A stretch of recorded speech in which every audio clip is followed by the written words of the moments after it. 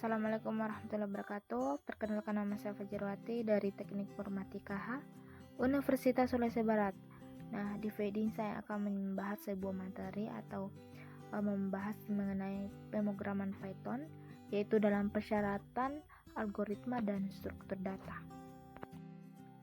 Oke, langsung saja kita masuk ke dalam tipe pada Python. Nah, tipe pada Python itu terbagi menjadi 4, yaitu ada integer, float, boolean, serta string. Oke, langsung saja kita masuk ke contoh pertama. Misal kita mempunyai variabel yaitu angka sama dengan misal 35. Nah, print angka. Nah, setelah itu kita mencari apakah kelas tersebut mempunyai, maksudnya termasuk tipe boolean, integer atau float. Nah, sudah kita lihat bahwa kelas tersebut adalah merupakan kelas integer. Nah, integer sendiri merupakan bilangan bulat positif maupun negatif yang panjangnya tidak dibatasi oleh jumlah digitnya, melainkan ketersediaan memori. Nah, contohnya itu misal angka 1, 5, 10, min 12, dan 129 dan lain sebagainya. Langsung saja kita lanjut ke contoh kedua. Misal kita punya variabel nilai yaitu sama dengan 2 saja, 2,4, 2.4, print nilai.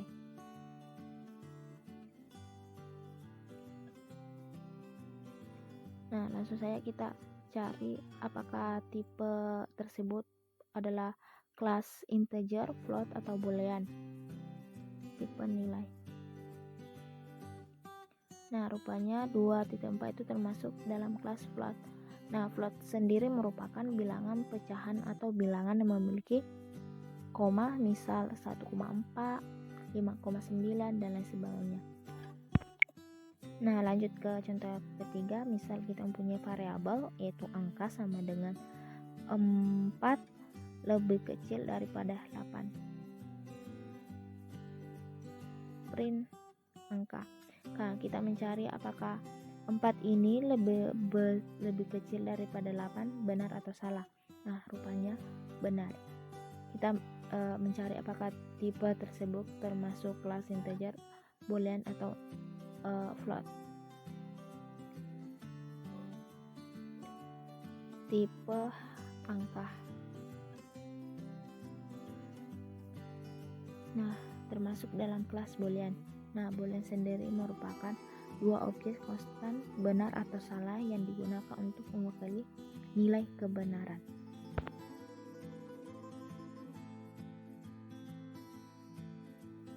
Nah, kita masuk ke tipe yang terakhir yaitu tipe string. Nah, string ini dapat ditandai dengan tanda tunggal maupun ganda. Nah, misal kita punya variabel nama sama dengan tanda petik Fajirwati. Nah, print nama.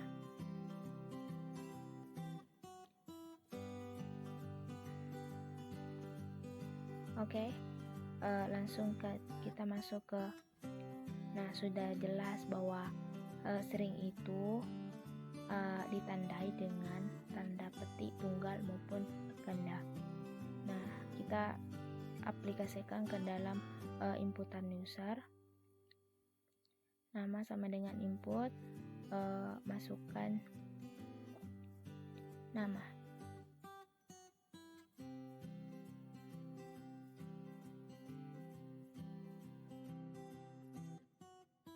Nah, inputan user atau input pengguna pada Python itu memungkinkan kode untuk input pengguna, atau yang berarti Python dapat meminta inputan dari pengguna. Nah, langsung saja kita lihat print nama saya, kurung kurawal, titik,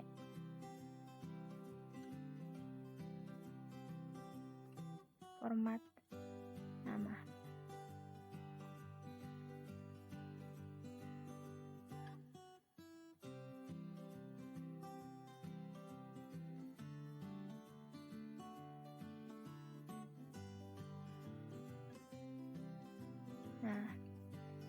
sudah jelas bahwa sering itu dapat ditandai dengan tanda petik tunggal maupun ganda. Sudah jelas ya bahwa tipe tersebut adalah tipe sering.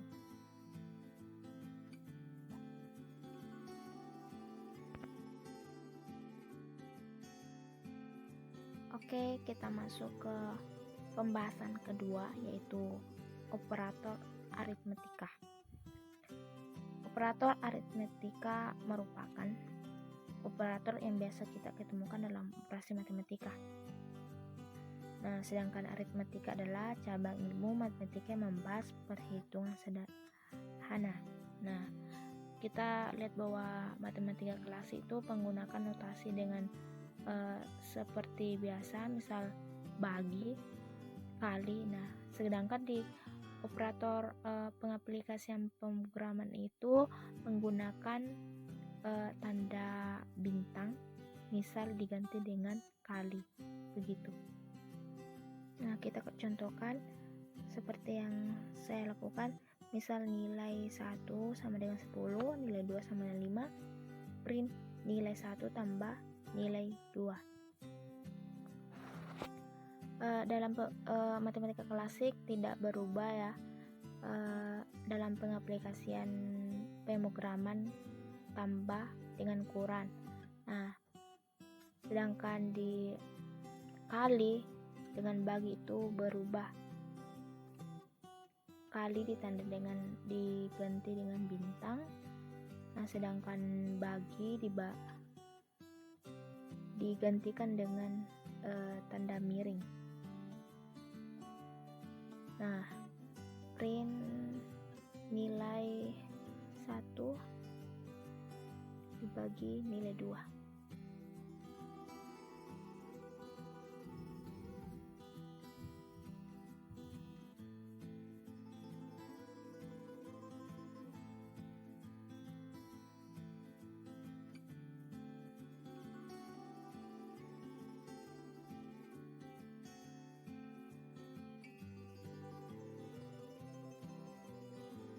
Dan juga bahwa tanda persen itu menggunakan pada modulo.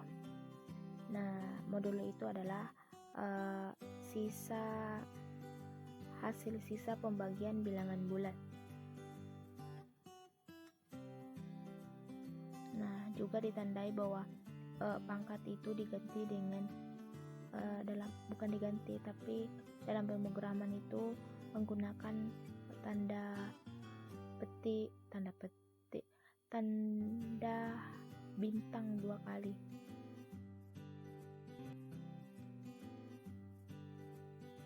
Nah, sudah kita lihat bahwa nilai 1 tambah nilai 2 itu 15.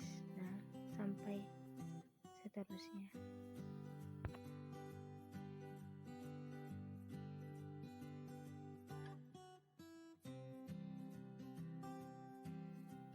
Oke, kita masuk ke pembahasan selanjutnya, yaitu operator penugasan.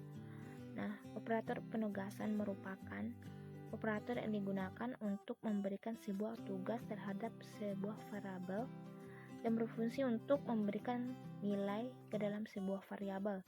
Nah, biasanya untuk mengisi sebuah nilai. Nah, misal kita punya nilai sama dengan 2. Nah,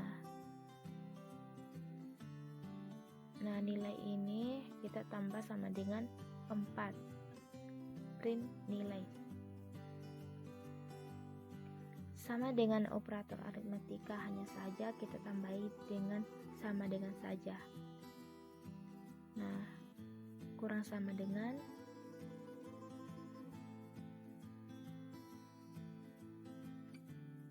kali sama dengan,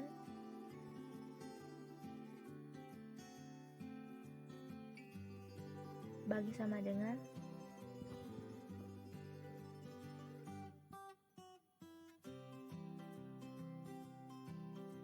modulo sama dengan, atau sisa bagi sama dengan,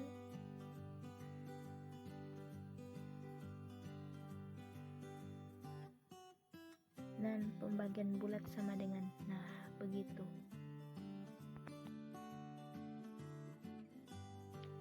Oke, kita masuk ke operator perbandingan.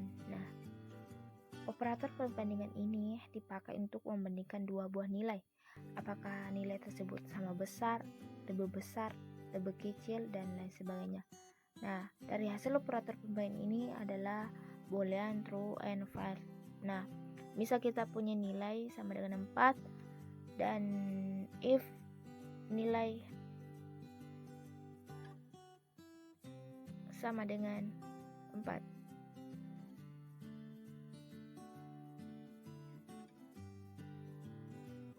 kita cari apakah nilai tersebut benar adalah 4.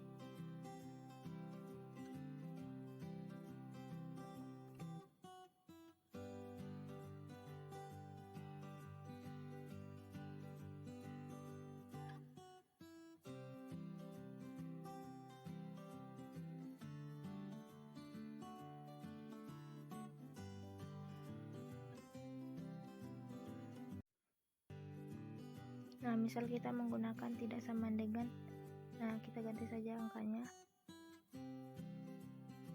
If nilai tidak sama dengan 6, nah nilai tersebut bukan 5. Nah, operator perbandingan lain itu ada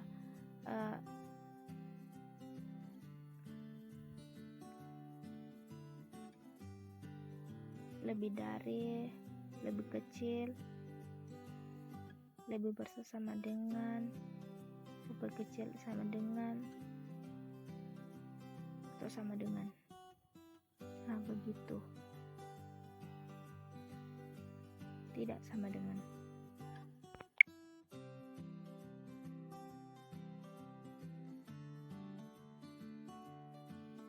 Oke, kita masuk ke pembahasan terakhir, yaitu percabangan if. Nah, percabangan ini digunakan untuk memecahkan persoalan dalam mengambil suatu keputusan di antara beberapa pernyataan yang ada. Oke, kita masuk ke contoh soal.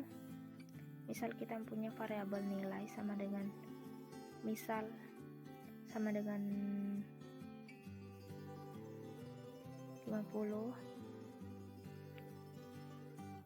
Nah, if ini didefinisikan sebagai jika kondisi benar, maka perintah akan dikerjakan. Nah, dan jika tidak memenuhi syarat, perintah akan diabaikan.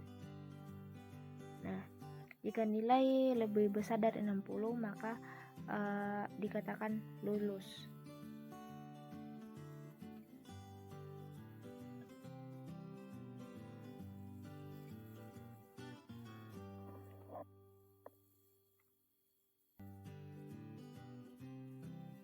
Nah, jika tidak di bawah, maksudnya jika di bawah 60, maka dikatakan tidak lulus. Nah, LC ini didefinisikan sebagai jika kondisi benar, maka perintah 1 akan dikerjakan, dan jika tidak memenuhi syarat, maka perintah 2 akan dijalankan. Nah, begitu. Nah, ketika tiran, ya tidak lulus.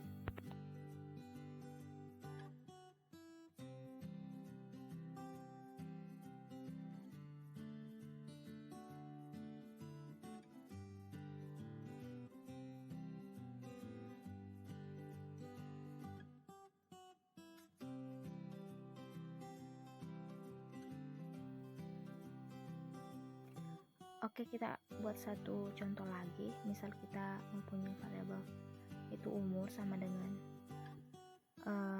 misal 4. Nah, if umur lebih besar sama dengan 1, n. Nah, n ini merupakan sebuah operator logika. Nah, operator logika ini digunakan untuk membandingkan dua kondisi, yaitu logika benar, true, dan logika salah, false. Nah, operator ini atau operator logika sering digunakan untuk kondisi if atau untuk proses perulangan looping. Nah, Untuk kondisi elif itu untuk menambahkan lebih banyak kondisi. Nah, pernyataan elif ini digunakan untuk memeriksa kondisi if. Jika ditemukan salah, ia memeriksa kondisi elif. Nah, dan jika semua kondisi elif ditemukan salah, maka blok kode else akan dijalankan. Begitu.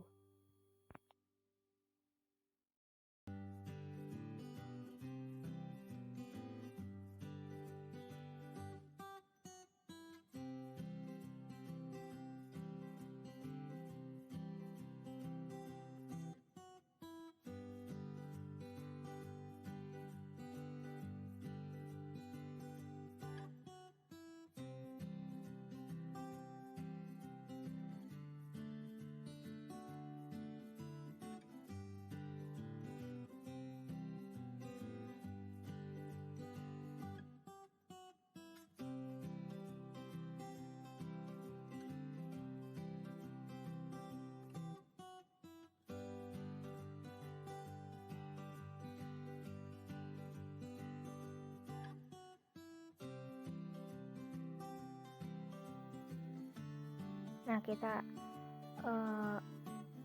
buat ke dalam inputan user lagi.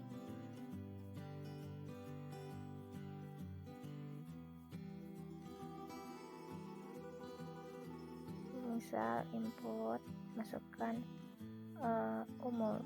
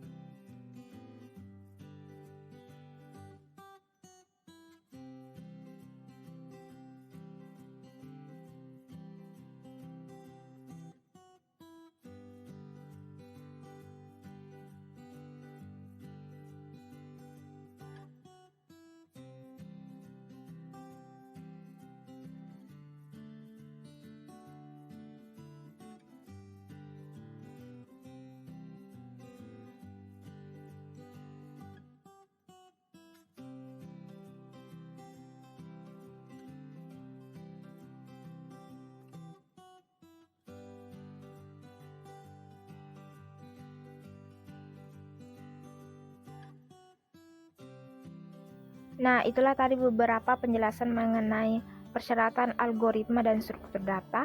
Nah, mohon maaf karena video ini tidak on cam karena saya tidak mempunyai laptop. Nah, jadi saya menggunakan HP untuk codingan menggunakan Google Colab. Nah, untuk teman-teman mohon dibantu untuk like, komen, dan subscribe. Terima kasih.